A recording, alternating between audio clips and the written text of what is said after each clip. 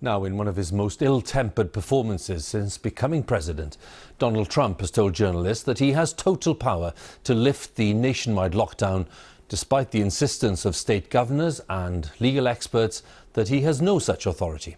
The president rejected suggestions that his response to the crisis had been inept. And the US currently has more reported cases and deaths than any other country, as John Soper reports now. America is hurting. The coronavirus has now claimed over 23,000 lives. Nearly 600,000 people have been infected. The economy is reeling, with 17 million made unemployed in just 3 weeks, and schools are closed. You're so disgraceful. But at last night's White House briefing, the president spent the first 45 minutes railing at the media for being unfair to him. What did your administration do in February with the time that your travel ban thought? A lot. We did a lot. Look.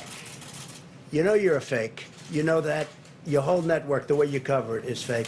The big issue is how to reopen the economy, on whose say-so and how quickly. We want to be very, very safe.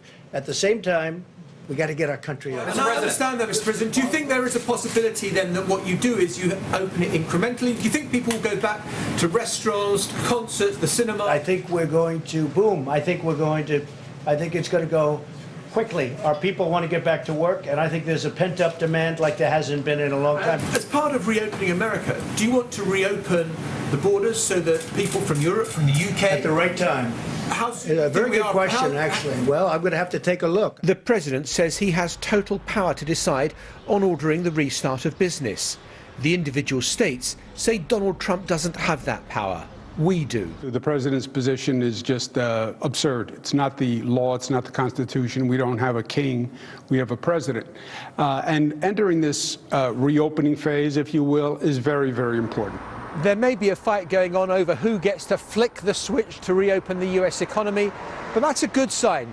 It suggests that the curve is being flattened and that social distancing is working.